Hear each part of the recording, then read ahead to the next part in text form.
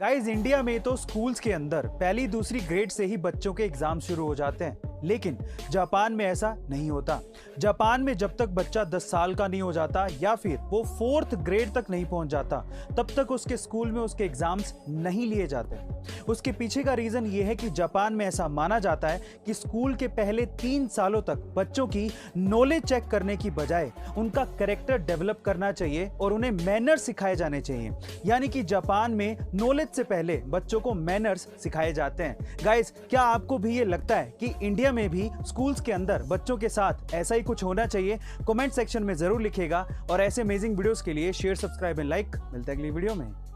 सामने वाले के हाव भाव को समझना भी पर्सनालिटी डेवलपमेंट का एक पार्ट होता है। कैसे? चलिए उसे 2 एग्जांपल से समझते हैं। नंबर 1, अगर कोई व्यक्ति आपसे कुछ छुपा रहा हो या फिर झूठ बोलने की कोशिश कर रहा हो तो उस चीज के बारे में बार बार उससे जिक्र ना करें। इनफैक्ट इसका एक दूसरा तरीका भी है। आप उसकी आंखों में देखिए।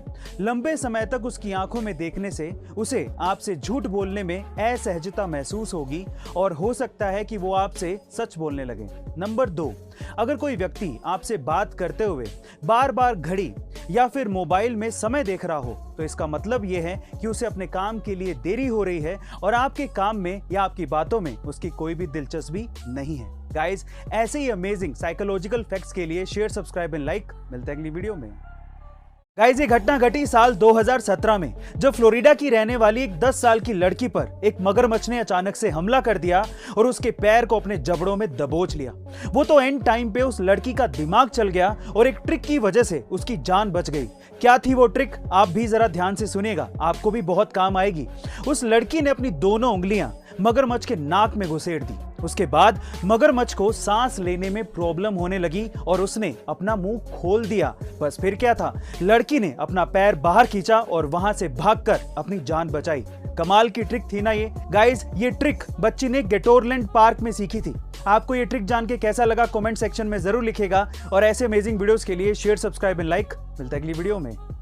गाइस, आप अपनी गाड़ी में पेट्रोल या डीजल कब भरवाते हैं?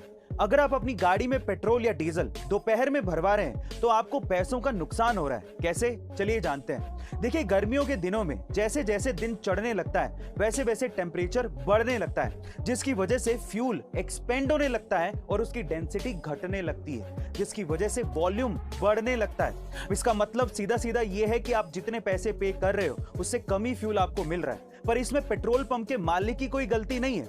ले दे के बात सिर्फ इतनी है कि अगर आपको पेट्रोल या डीजल भरवाना है तो आपको सुबह सुबह जल्दी या फिर देर रात को भरवाना चाहिए, आपको पूरा फ्यूल मिलेगा। गाइस, ये जानकारी आपको कैसी लगी? कमेंट सेक्शन में जरूर लिखिएगा और ऐसे अमेजिंग वीडियोस के लिए शेयर, सब्सक्राइब एंड लाइक। मिलते हैं अगली वीडियो में। गाइस, अगर आपको भी मेरी तरह कार्स में बहुत ज्यादा इंटरेस्ट है तो आज इस वीडियो में मैं आपको दुनिया की सबसे लंबी कार के बारे में बताने भी वाला हूं और आपको दिखाने भी वाला हूं, जिसे देखने के बाद आप लोग भी दंग रह जाएंगे।